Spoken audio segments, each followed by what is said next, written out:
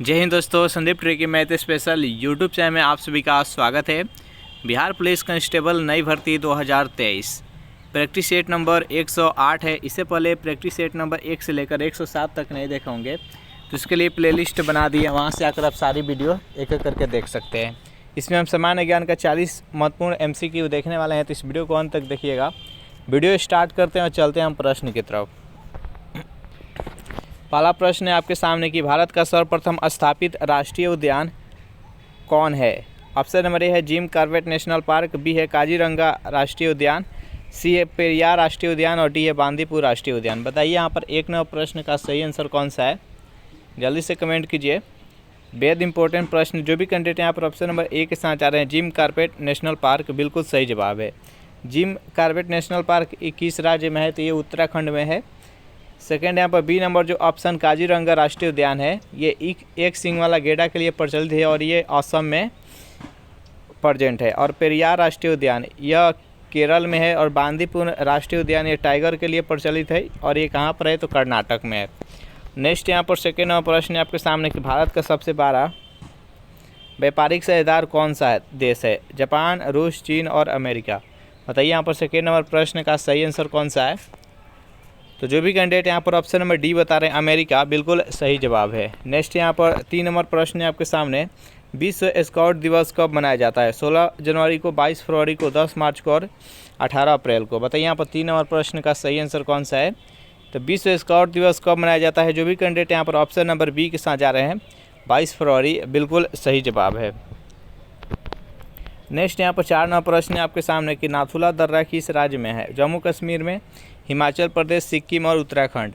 बताइए यहाँ पर 4 नंबर प्रश्न का सही आंसर कौन सा है। नाथुला दर्रा किस राज्य में स्थित है, जल्दी से कमेंट कीजिए। जो भी कैंडिडेट यहाँ पर ऑप्शन नंबर सी के साथ जा रहे हैं सिक्किम, बिल्कुल सही जवाब है। नेक्स्ट यहाँ पर 5 नंबर प्रश्न है आपके सामने, विश्व का सबसे बड़ा गेहूँ उत्पादक देश कौन है। भारत, चीन, इंडोनेशिया और श्रीलंका। बताइए 5 नंबर प्रश्न का सही आंसर कौन सा है। विश्व का सबसे बड़ा गेहूँ उत्पादक राज्य कौन सा है, देश। तो जो भी कैंडिडेट यहाँ पर ऑप्शन नंबर बी बता रहे हैं चीन, बिल्कुल सही जवाब है। सेशन आपको अच्छा लग रहा है तो वीडियो को लाइक अपने दोस्तों के पास शेयर कर दें और अभी तक इस चैनल को सब्सक्राइब नहीं किए होंगे तो फटाफट इस चैनल को सब्सक्राइब कर लें। नेक्स्ट यहाँ पर 6 नंबर क्वेश्चन है आपके सामने कि भारत में पंचायती राज अधिनियम कब लागू हुआ। 10 अप्रैल 1994, 24 अप्रैल 1993, 18 अप्रैल 1995 और 16 अप्रैल 1995। बताइए यहाँ पर 6 नंबर प्रश्न का सही आंसर कौन सा है। भारत में पंचायती राज्य अधिनियम कब लागू हुआ। जो भी कैंडिडेट यहाँ पर ऑप्शन नंबर बी बता रहे हैं 24 अप्रैल 1993, बिल्कुल सही जवाब है। नेक्स्ट यहाँ पर 7 नंबर प्रश्न है आपके सामने, भारत में नए राज्य की स्थापना किसके अनुमति से की जाती है। राष्ट्रपति के, प्रधानमंत्री के, संसद के और गृह मंत्री के। बताइए यहाँ पर 7 नंबर प्रश्न का सही आंसर कौन सा है। भारत में नए राज्यों का गठन किसके अनुमति से की जाती है। तो जो भी कैंडिडेट यहाँ पर ऑप्शन नंबर सी बता रहे हैं संसद, बिल्कुल सही जवाब है। संसद के अंतर्गत भारत के राष्ट्रपति, राज्यसभा और लोकसभा ये तीनों आता है। संसद किस में वर्णन किया गया है, तो संसद का वर्णन 79 में किया गया है। राज्यसभा का वर्णन अनुच्छेद 80 में और 81 में लोकसभा। नेक्स्ट यहाँ पर 8 नंबर प्रश्न है आपके सामने, भारत में मुस्लिम राज्य का संस्थापक किसे माना जाता है। मोहम्मद गौरी को, मोहम्मद गजनवी को, कुतुबुद्दीन ऐबक को और इल्तुतमिश को। बताइए यहाँ पर 8 नंबर प्रश्न का सही आंसर कौन सा है। भारत में मुस्लिम राज्य का संस्थापक किसे माना जाता है, जल्दी से कमेंट कीजिए। तो देखिए भारत में सबसे पहले जो मुस्लिम आक्रमण किया था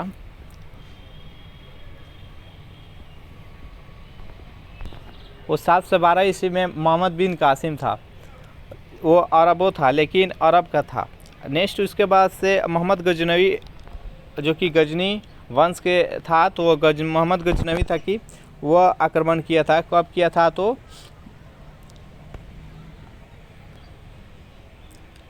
1000 ईस्वी में। या अपना पहला आक्रमण कब किया था, तो 1000 ईस्वी में।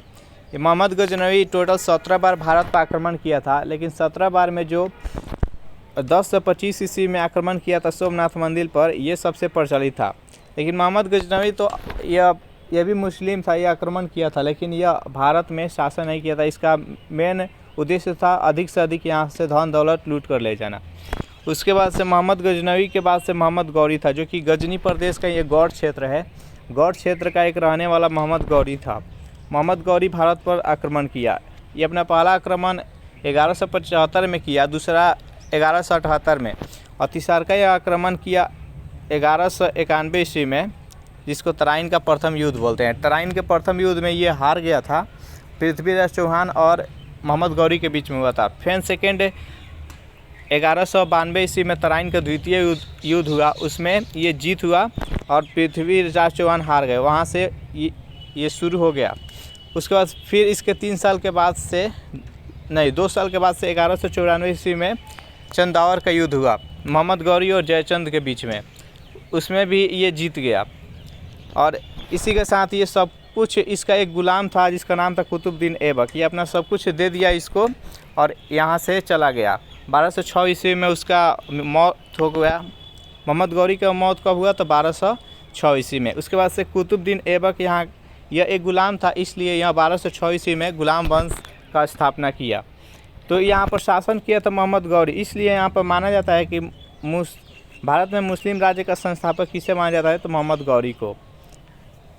तो इसका राइट आंसर है option number A. Qutubuddin Aibak के बाद 1206 से 1210 तक यह चौगान खेलते हुए इसका मौत हो गया। उसके बाद से इसका बेटा था आराम शाह, वो 8 महीने के लिए बना था, फिर उसका हत्या करके इल्तुतमिश 1211 ईस्वी में शासन किया और राजगद्दी पर बैठा और 11 से लेकर 1236 तक यह शासन किया। इस प्रकार से है, लंबा हो जाएगा। चलिए नेक्स्ट क्वेश्चन देखते हैं। 9 प्रश्न आपके सामने। ऊतकों के अध्ययन को क्या कहते हैं? न्यूरोलॉजी, हिस्टोलॉजी, इकोलॉजी और पोमोलॉजी। बताइए यहाँ पर 9 प्रश्न का सही आंसर कौन सा है? ऊतकों के अध्ययन को क्या कहते हैं?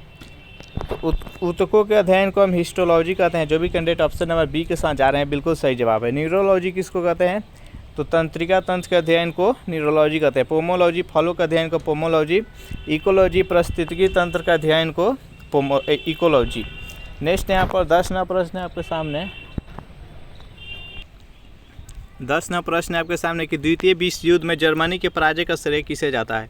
फ्रांस को, अमेरिका को, नॉर्वे को और रूस को। बताइए यहाँ पर 10वां प्रश्न का सही आंसर कौन सा है? तो जो भी कैंडिडेट यहाँ पर ऑप्शन नंबर डी बता रहे हैं, रूस, बिल्कुल सही जवाब है। नेक्स्ट यहाँ पे 11वां प्रश्न है आपके सामने कि पीत आतंक के नाम से किस देश को पुकारा जाता है? अमेरिका को, रूस को, जापान को और जर्मनी को। बताइए यहाँ पर 11वां प्रश्न का सही आंसर कौन सा है? पीत आतंक के नाम से किस देश को पुकारा जाता है? जो भी कैंडिडेट यहाँ पर ऑप्शन सी बता रहे हैं, जापान, बिल्कुल सही जवाब है। अगर इस प्रैक्टिस सेट का आपको पीडीएफ चाहिए तो उसके लिए टेलीग्राम ग्रुप बना दिए हैं, जिसका लिंक इसी वीडियो के नीचे डिस्क्रिप्शन में मिल जाएगा, वहाँ से ज्वाइन करके इसका पीडीएफ डाउनलोड कर सकते हैं।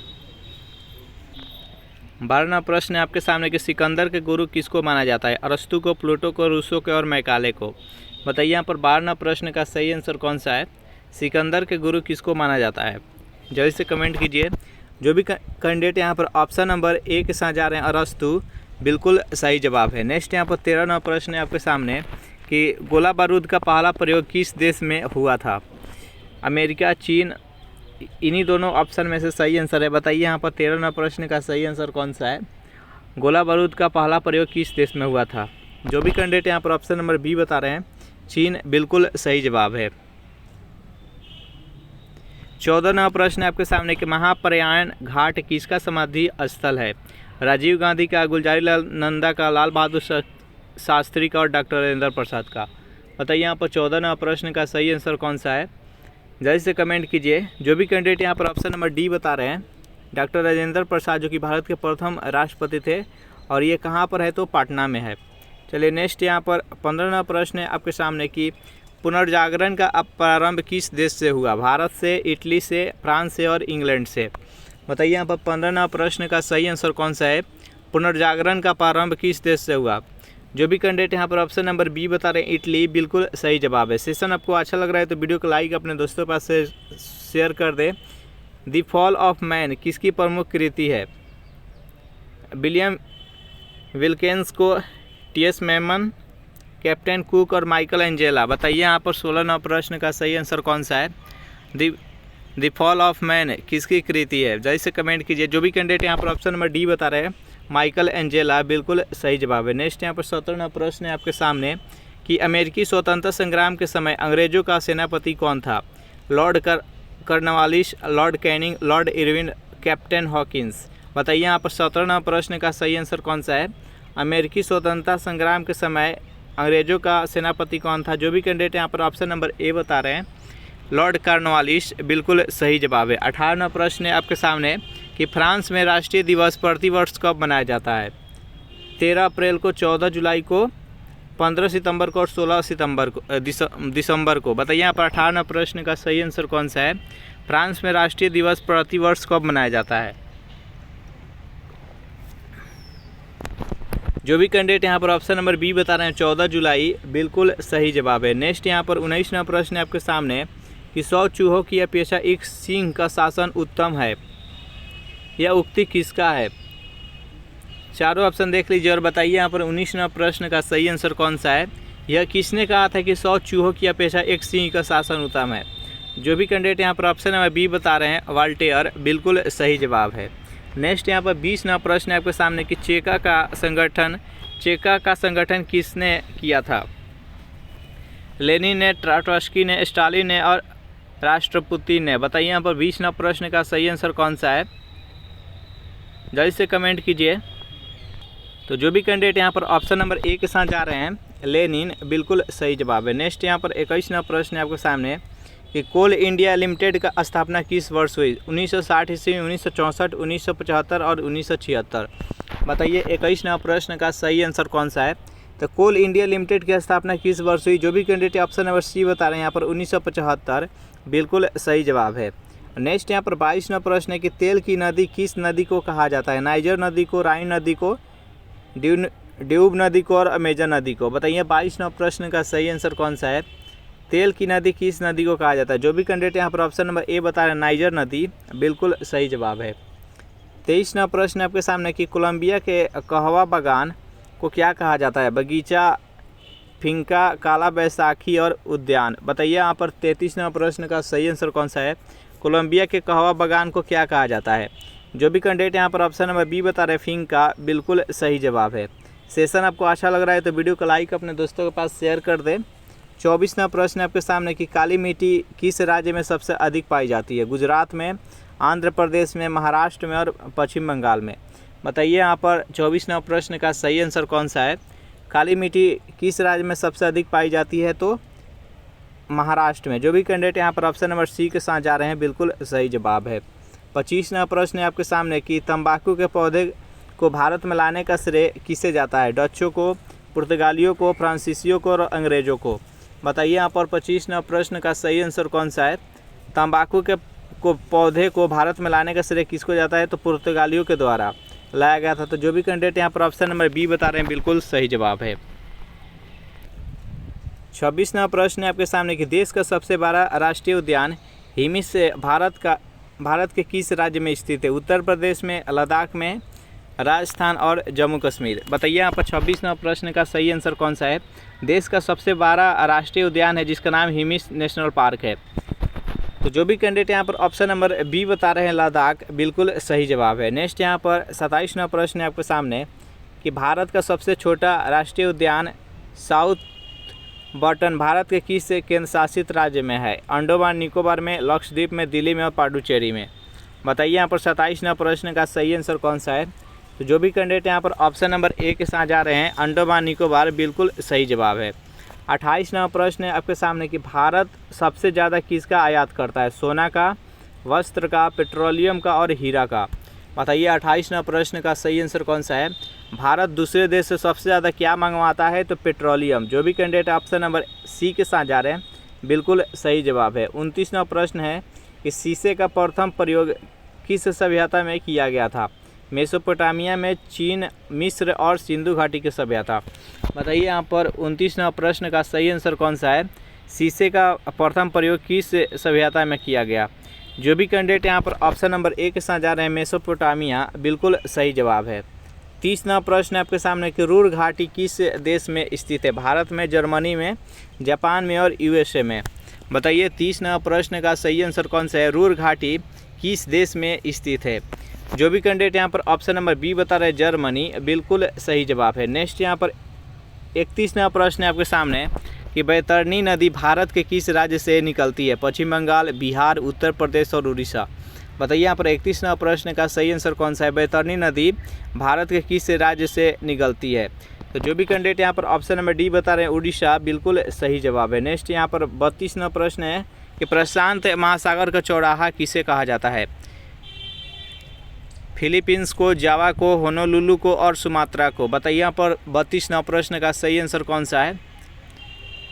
तो जो भी कैंडिडेट यहाँ पर ऑप्शन नंबर सी बता रहे होनोलुलु, बिल्कुल सही जवाब है। देखिए प्रशांत महासागर का चौराहा अगर द्वीप पूछे तो उसका नाम है हवाई द्वीप, और हवाई द्वीप में ही एक सबसे बड़ा शहर है वहाँ का होनोलुलु, इसलिए यहाँ पर सही आंसर है ऑप्शन नंबर सी। नेक्स्ट यहाँ पर 33वां प्रश्न है कि प्रशांत महासागर का प्रवेश द्वार किसे कहा जाता है? पनामा नहर को, स्वेज नहर को, कील नहर को, शू नहर को। बताइए 33वां प्रश्न का सही आंसर कौन सा है? प्रशांत महासागर का प्रवेश द्वार किसे कहा जाता है? जो भी कैंडिडेट यहाँ पर ऑप्शन नंबर ए बता रहे हैं पनामा नहर, बिल्कुल सही जवाब है। नेक्स्ट यहाँ पर 34वां प्रश्न है कि भविष्य का महाद्वीप किस महाद्वीप को कहा जाता है? यूरोप को, ऑस्ट्रेलिया को, उत्तरी अमेरिका को और एशिया को। बताइए 34वां प्रश्न का सही आंसर कौन सा है? भविष्य का महाद्वीप किस महाद्वीप को कहा जाता है? जो भी कैंडिडेट यहाँ पर ऑप्शन नंबर डी के साथ जा रहे हैं एशिया, बिल्कुल सही जवाब है। सेशन आपको अच्छा लग रहा है तो वीडियो को लाइक अपने दोस्तों के पास शेयर कर दे। श्वेत कोयला के उप नाम से किसे जाना जाता है? जल विद्युत को, कपास को, बर्फ को और कागज को। बताइए 35वां प्रश्न का सही आंसर कौन सा है? श्वेत कोयला के उप नाम से किसे जाना जाता है? तो जल विद्युत को श्वेत कोयला के नाम से जाना जाता है। जो भी कैंडिडेट ऑप्शन नंबर ए बता रहे हैं, बिल्कुल सही जवाब है। 36वां प्रश्न है कि द्वितीय अशोक के नाम से किसे जाना जाता है? हर्ष को, कनिष्क को, खारवेल को और जयपाल को। बताइए यहाँ पर 36वां प्रश्न का सही आंसर कौन सा है? द्वितीय अशोक के नाम से किसे जाना जाता है? जो भी कैंडिडेट यहाँ पर ऑप्शन नंबर बी बता रहे कनिष्क के, बिल्कुल सही जवाब है। नेक्स्ट यहाँ पर 37वां प्रश्न है कि इटली की गंगा किस नदी को कहा जाता है? पो को, टेम्स को, एस्प्री को और सीन को। बताइए यहाँ पर 37वां प्रश्न का सही आंसर कौन सा है? इटली का गंगा किस नदी को कहा जाता है? जो भी कैंडिडेट यहाँ पर ऑप्शन नंबर ए के साथ जा रहे हैं पो को, बिल्कुल सही जवाब है। नेक्स्ट यहाँ पर 38वां प्रश्न है यू आकार की घाटी कहाँ मिलती है? डेल्टाई क्षेत्र में, हिमानी क्षेत्र में, घाटी क्षेत्र में और पठारी क्षेत्र में। बताइए यहाँ पर 38वां प्रश्न का सही आंसर कौन सा है? यू आकार की घाटी कहाँ पर मिलती है? जो भी कैंडिडेट यहाँ पर ऑप्शन नंबर बी बता रहे हैं हिमानी क्षेत्र, बिल्कुल सही जवाब है। सेशन आपको कैसा लग रहा है जरूर कमेंट करके बताइएगा। 39वां प्रश्न है कि जुड़वा खनिज किसे कहा जाता है? जिंक और सीसा को, सोना और हीरा को, चांदी और तांबा को, कोयला और ग्रेफाइट को। बताइए 39वां प्रश्न का सही आंसर कौन सा है? तो जुड़वा खनिज किसे कहा जाता है? जो भी कैंडिडेट यहाँ पर ऑप्शन नंबर ए बता रहे हैं जिंक और सीसा को, बिल्कुल सही जवाब है। तो इस प्रकार से टोटल हम 39 प्रश्न देखे इस प्रैक्टिस सेट में। सेशन आपको कैसा लगा जरूर कमेंट करके बताइएगा। वीडियो आपको अच्छा लगा हो तो वीडियो को लाइक अपने दोस्तों के पास शेयर कर दे, और अभी तक इस चैनल को सब्सक्राइब नहीं किए होंगे तो फटाफट इस चैनल को सब्सक्राइब कर दे।